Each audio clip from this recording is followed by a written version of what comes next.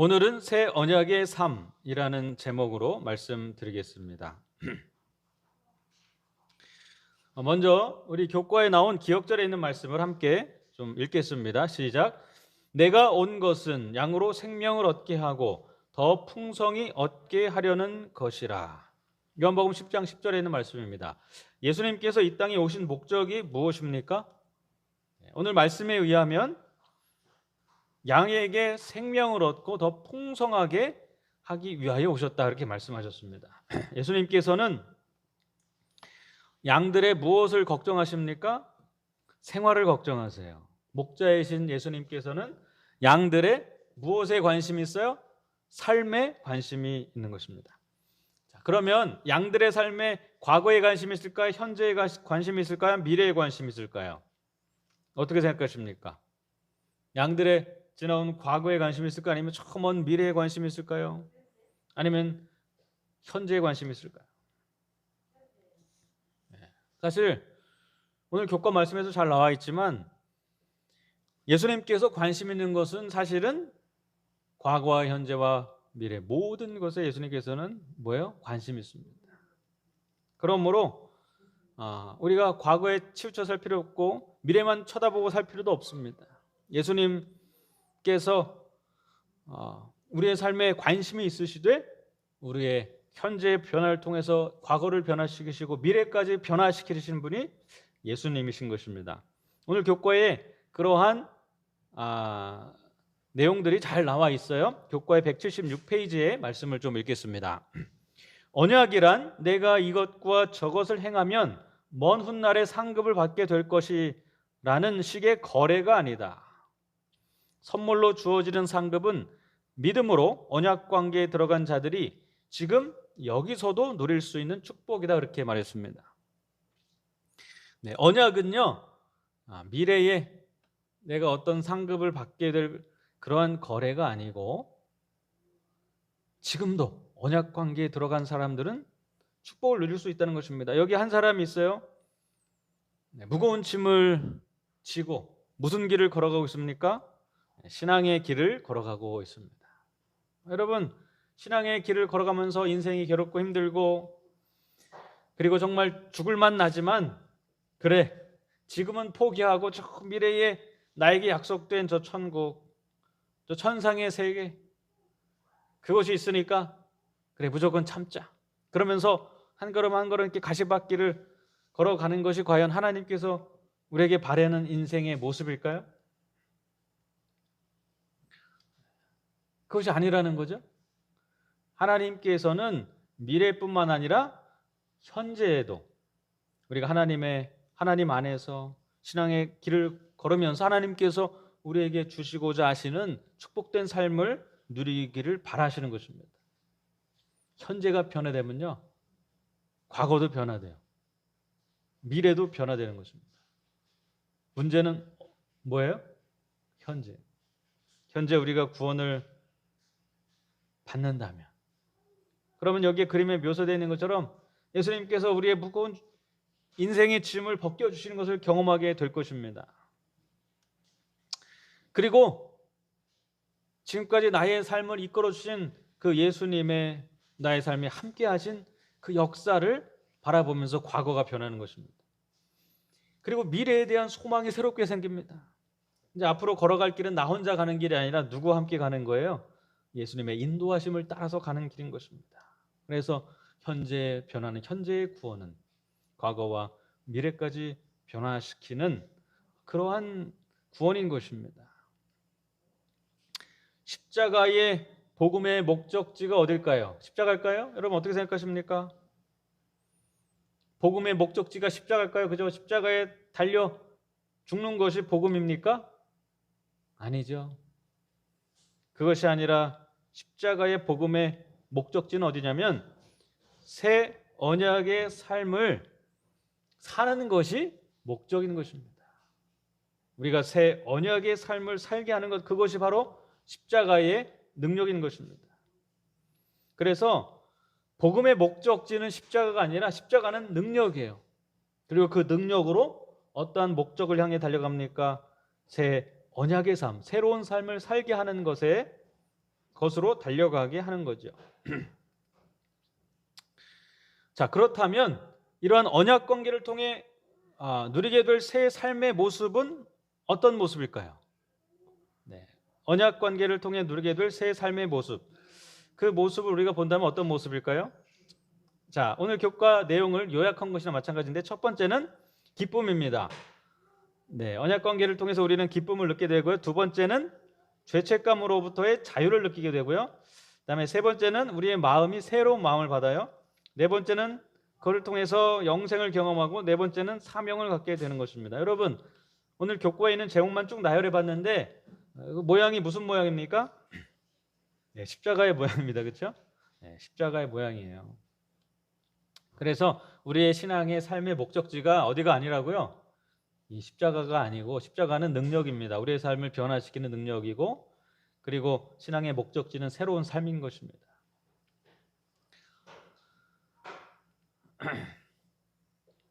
우리의 삶의 변화된 모습의 첫 번째가 무엇이라고요? 기쁨입니다. 기쁨. 요한일서 1장 4절에 있는 말씀입니다. 우리가 이것을 쓰면 우리의 기쁨이 충만하게 하려 함이라. 여러분, 신앙생활의 기쁨을 느끼고 계십니까? 아니면 그저 기쁨이 없는 그러한 신앙생활을 하고 계십니까? 어떻습니까? 그런데 분명한 것은 무엇이냐면 언약의 새로운 삶의 모습은 그 안에 뭐가 있다는 거예요? 기쁨이 있다는 거예요. 기쁨에는 이제 우리가 두 가지를 통해서 기쁨을 얻게 된다고 볼 수 있을 것 같아요. 첫 번째는 물질을 통한 기쁨이 있고 두 번째는 건강한 관계를 통한 기쁨이 있습니다. 물질이 우리에게 기쁨을 주나요? 네, 물질이 우리에게 기쁨을 줍니다. 여기에 인간을 실험 대상으로 삼을 수가 없어서 쥐를 실험을 해봤어요.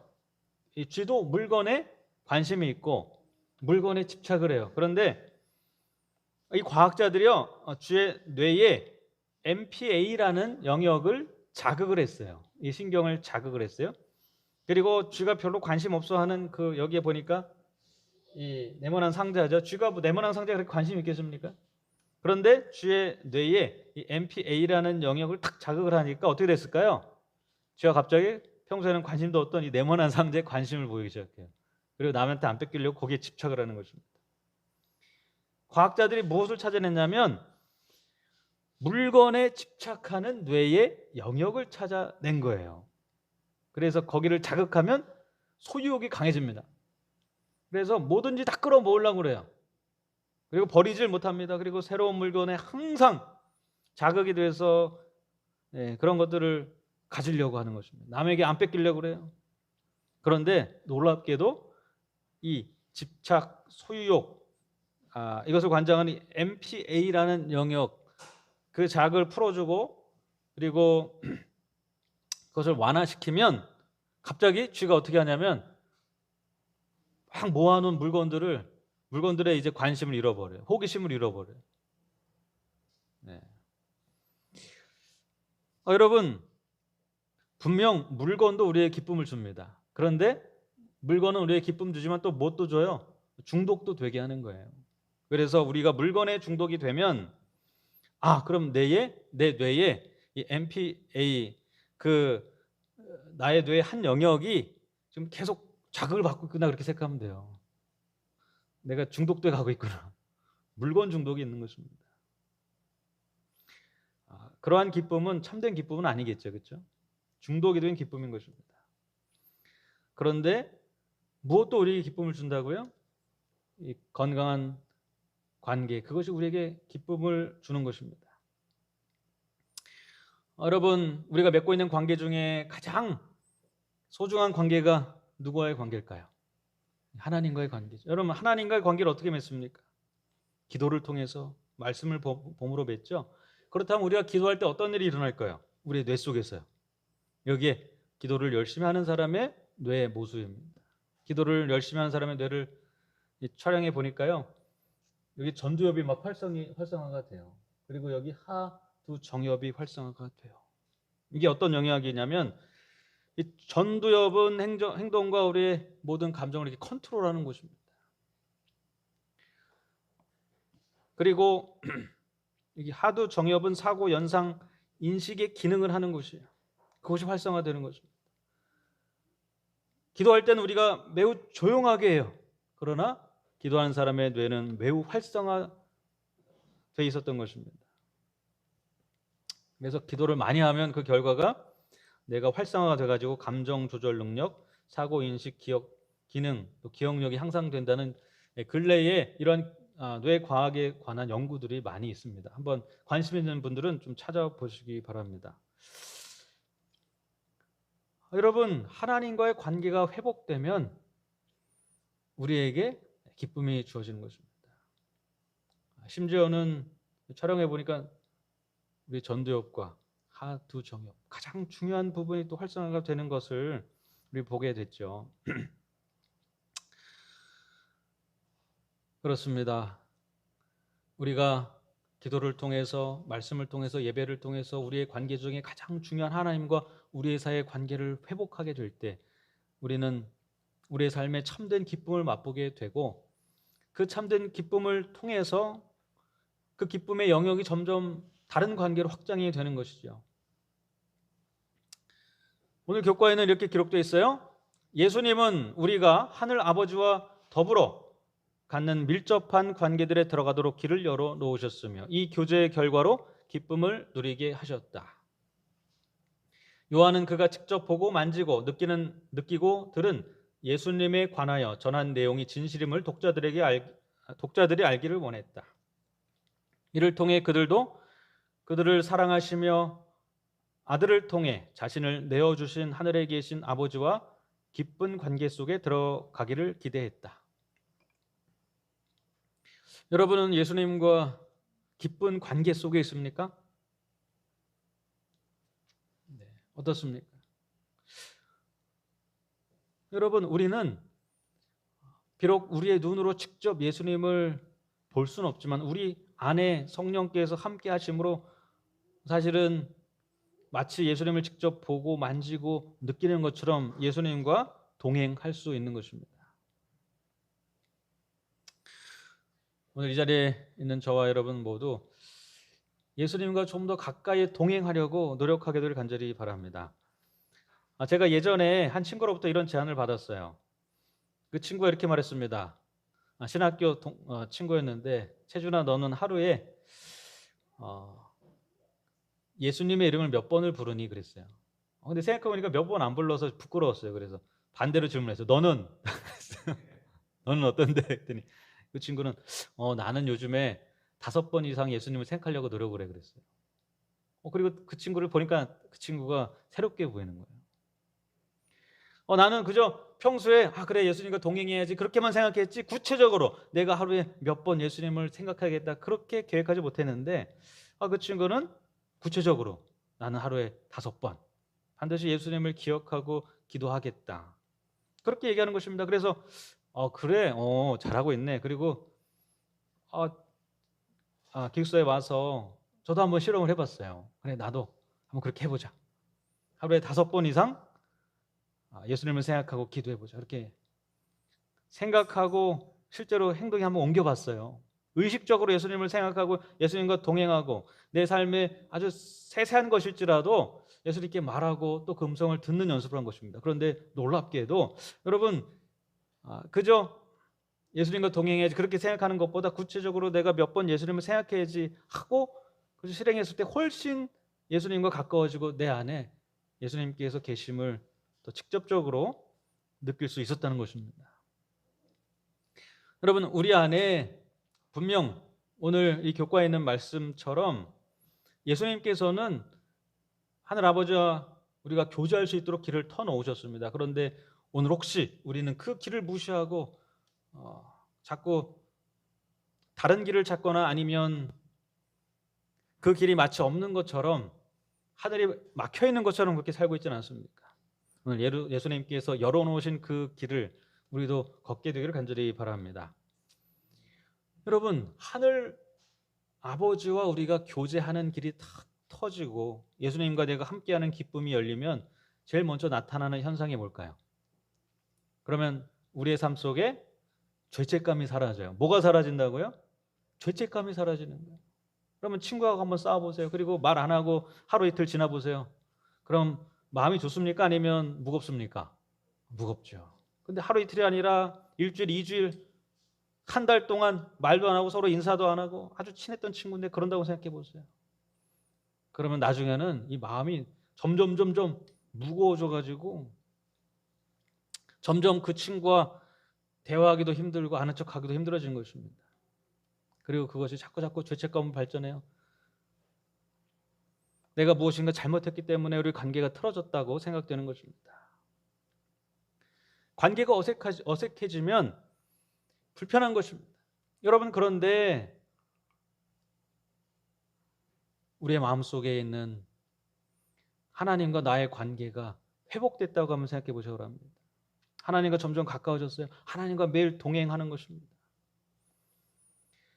그 결과 하나님께서 우리의 마음속에 인생의 여러 가지 죄책감으로부터 해방할 수 있는 그런 놀라운 심령을 허락해 주시는 것입니다.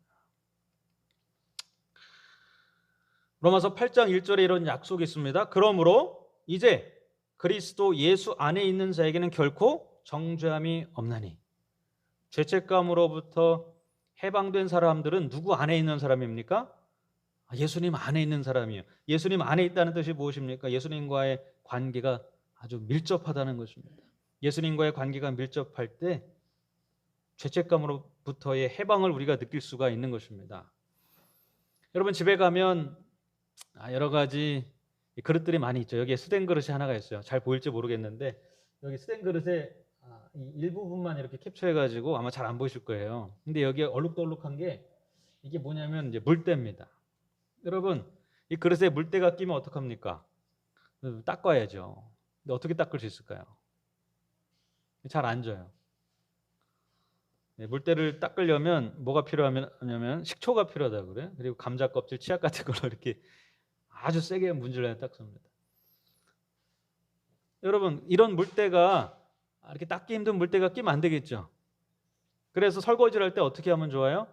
물때가 안 끼게 하려면 근데 건조기에 이렇게 말리거나 아니면 마른 수건으로 깨끗하게 닦아야 됩니다.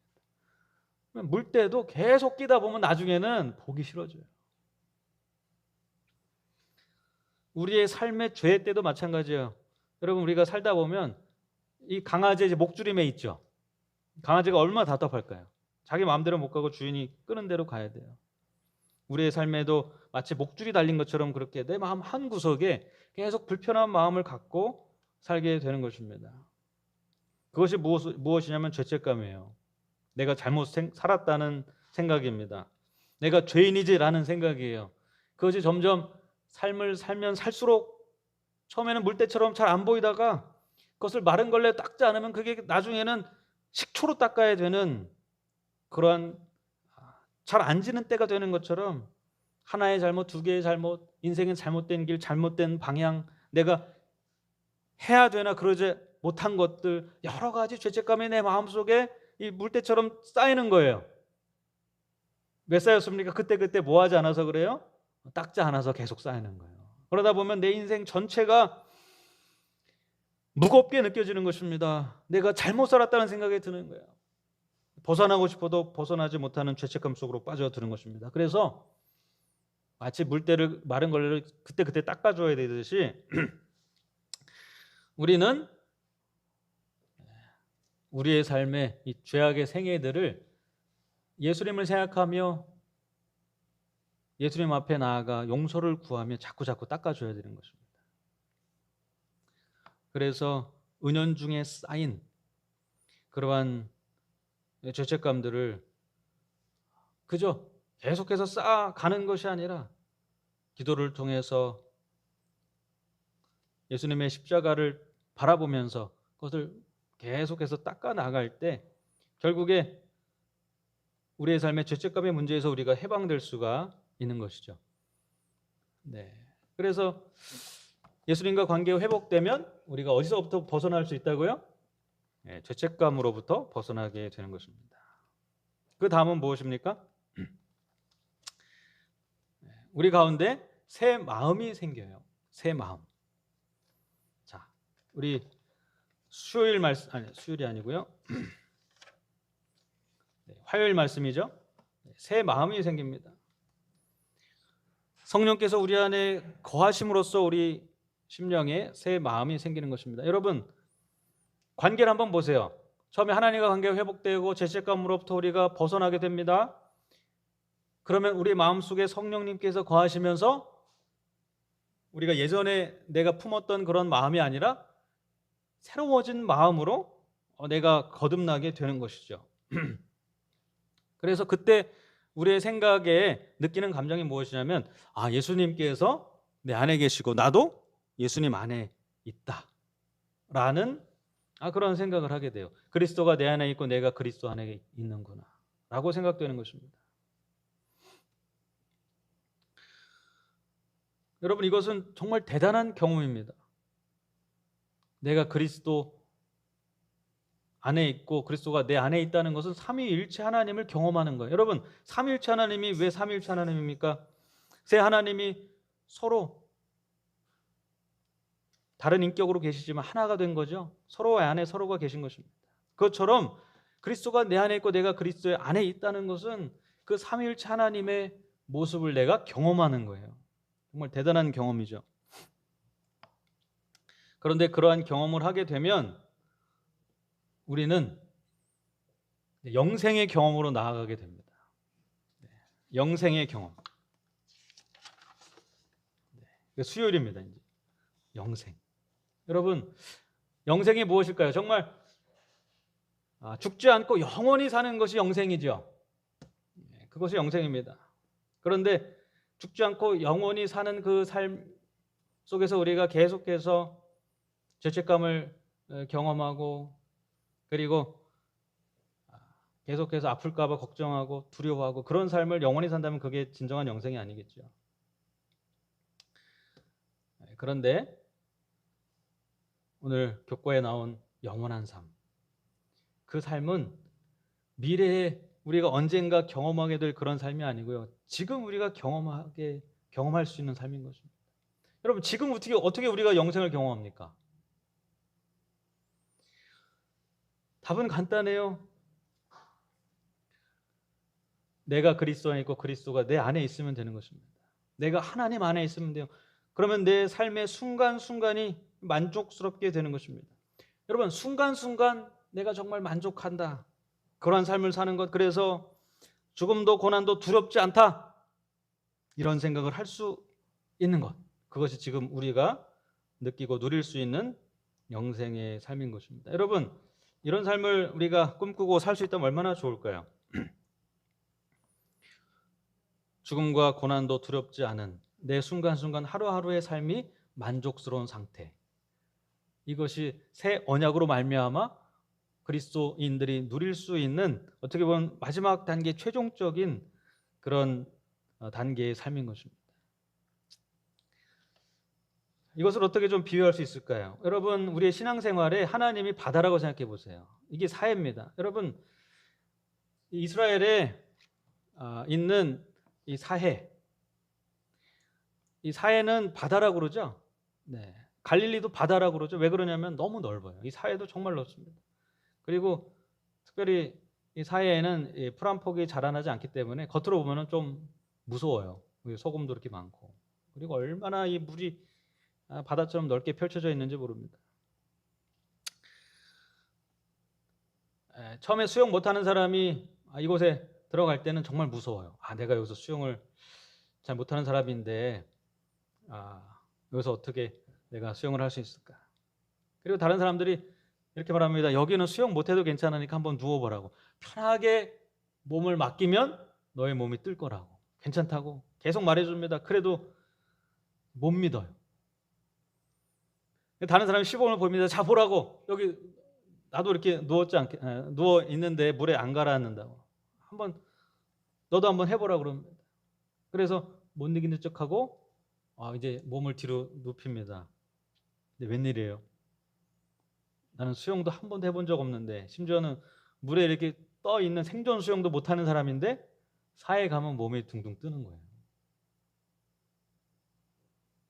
여러분, 그 경험을 하면 이제 여기는 무섭고 두려운 바다가 아니라 정말 이 포근한 그러한 바다가 되는 것입니다. 내가 가라앉지 않는 바다. 그래서 여기 사진에 보니까 뭘 보고 있어요? 누워서 신문을 보는 거예요. 신문을 보고 장난도 치고. 여러분, 하나님이라는 바다에 나를 맡기기 전에는 이제 무서운 생각이 들어요. 야, 그럼 내가 없어지는 것이 아닌가? 나의 삶이 어떻게 되는 것인가?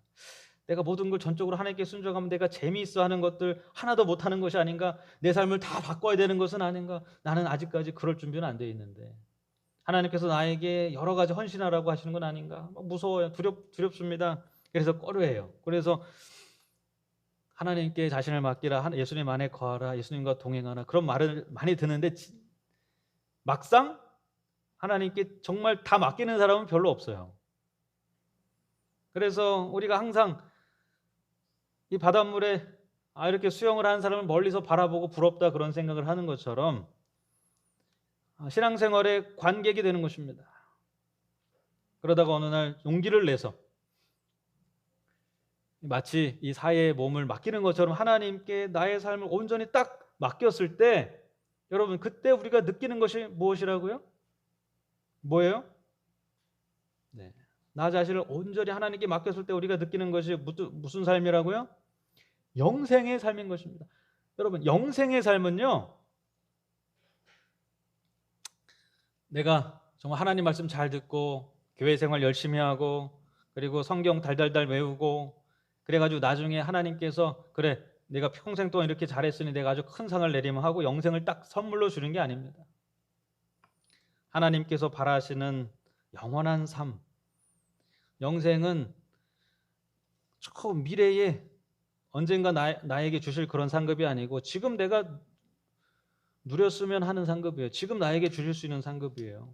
내가 하나님께 나 자신을 맡길 때, 영생하시는 하나님, 영원하신 그분께 나를 맡길 때 그 안에서 내 자신도 사라지고 모든 것이 다 사라지고 온전히 하나님의 품 안에 자유와 평안을 내가 느끼게 그렇게 하시는 것, 그것이 하나님께서 우리의 삶에 주시는 영혼의 삶을 지금 느낄 수 있고 경험할 수 있는 그런 축복임을 여러분 꼭 기억하게 될 간절히 바랍니다. 여러분, 이렇게 하나님 안에서 충만한 상태를 우리가 경험하고 느낄 수 있다면 그것은 하나님께서 우리에게 바라시는 그리스도인 삶의 언약 관계에 들어간 그리스도인의 최고의 그런 경지의 삶이 될 것입니다. 그 안에는 죽음도 이제 더 이상 두렵지 않고 이 땅에 살면서 병에 걸리는 것도 두렵지 않고 사고와 모든 것이 다 사라지는 것입니다.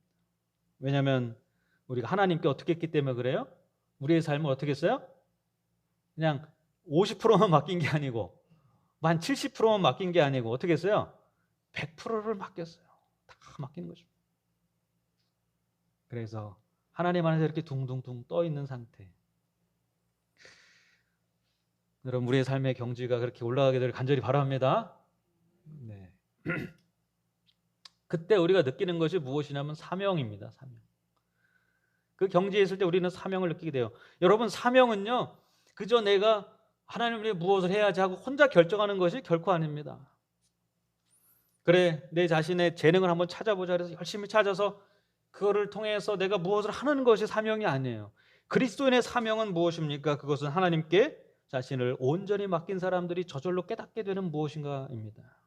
여러분, 분명 성경은 특별히 사도 바울은 우리를 그리스도의 몸으로 비유했죠. 여러분, 그리스도의 몸은 자기 자신을 어떤 독립된 존재로 인식합니까? 아니면 그리스도 안에서 자기 자신을 인식합니까? 그리스도의 몸은요, 자아를 완전히 잊은 그리스도 안에서 나를 자각하는 몸인 것입니다. 여기에 예수님의 손바닥이 있어요. 분명 예수님의 손바닥입니다. 여기에 못자국이 있죠. 못자국으로 인한 상처가 구멍이 나 있잖아요. 여기에 지체들이 있는 것입니다. 여러분, 여기에 이 지체들 하나하나, 그 하나하나는 내가 마치 이 그리스도의 몸으로부터 분리돼서 혼자 독립되어 있는 그러한 존재로 자신을 인식하지 않고 그리스도 안에서 내가 한 지체로서 나를 인식하기 때문에 그 지체는 자연스럽게 내가 할 일을 알게 되는 것입니다. 여러분, 손이 내 몸에서 떨어져 있으면 손의 역할이 있습니까? 없어요. 근데 손이 내 몸에 붙어 있으면 야, 너 손은 이제 물건을 컵을 짚고 그다음에 숟가락을 들고 젓가락질을 해. 이렇게 안 해도 손이 어때요? 자기 할 일을 알아요, 몰라요? 알죠. 그렇죠. 마찬가지입니다. 우리가 예수님의 손이 되고 발이 되고 예수님의 지체가 되는 순간에 우리가 예수님으로부터 무엇을 해야 할지 알게 되는 것이 바로 우리의 사명인 것입니다. 오늘 주님께서는 우리 각자에게 분명한 사명을 주신 것입니다. 그러나 그 사명을 깨닫기 위해서는 우리가 하나님께 우리의 자신을 온전히 맡겨야 됨을 여러분 알게 되길 간절히 바랍니다. 이제 마지막 말씀입니다. 우리 복음개혁자 513페이지에 있는 말씀입니다. 오늘이 이번 기 교과 마지막입니다. 이제 마무리하는 거예요. 그렇기 때문에 이 마지막 말씀 우리가 다 함께 좀 읽겠습니다. 그러면서 마음의 어떤 결심이 일어나게 되길 간절히 바랍니다. 다 함께 읽겠습니다. 최후의 시작. 최후의 큰 상급은 그리스도께서 재림하실 때에 주실 것이나 하나님을 위해서 진심으로 행하는 봉사에는 현세에서도 그 보상이 따른다.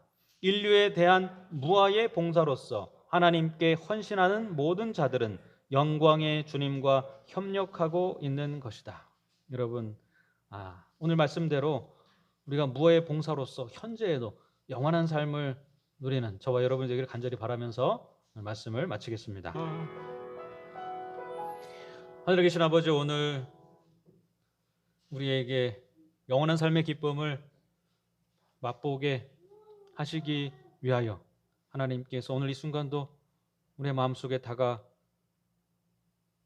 다가오시려고 하신다는 사실을 알게 하셨으니 감사합니다.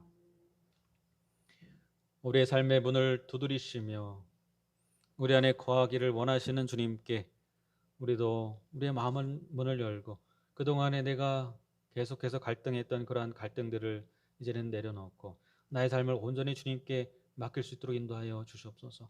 주님께 맡기는 삶을 통해 내 삶의 여러 가지 문제들, 내 삶의 여러 가지 어려움들, 걱정들, 근심들, 그런 것조차 하나님께 맡김으로 진정으로 나를 잊고 그리스도 안에서 나를 발견하는 하나님께서 우리에게 누리기 원하셨던 최고의 삶의 경지를 누리는 참된 그리스도인들이 될 수 있도록 인도하여 주시옵소서. 주님께서 준비하신 선물을 그저 옆에만 두고 바라보는 것이 아니라 그 선물을 내 것으로 삼고 내가 그러한 참된 그리스도인의 삶을 삶으로 우리의 삶의 매 순간이 기쁘고 그리스도인 삶의 여정이 즐거운 그러한 축복을 누리는 그리스도인들이 다 될 수 있도록 인도하여 주시옵소서. 오늘 우리에게 그러한 귀한 선물을 주시기 위하여 주님께서 십자가라는 크나큰 희생을 치르셨다는 사실을 우리가 알고 있사오니 이제 더 이상 주님의 십자가가 헛된 십자가가 되지 않도록 우리의 삶 속에 주님께서 그토록 원하셨던 그리스도인 삶의 참된 경험을 오늘 머릿속에 우리 모두가 경험할 수 있도록 하나님 축복으로 우리의 삶에 역사하여 주시옵소서. 오늘 주님께서 이렇게 우리의 삶을 인도하시고 이끌어 주실 것을 믿고 바라오며 참된 사랑이신 예수님의 이름으로 기도드렸습니다.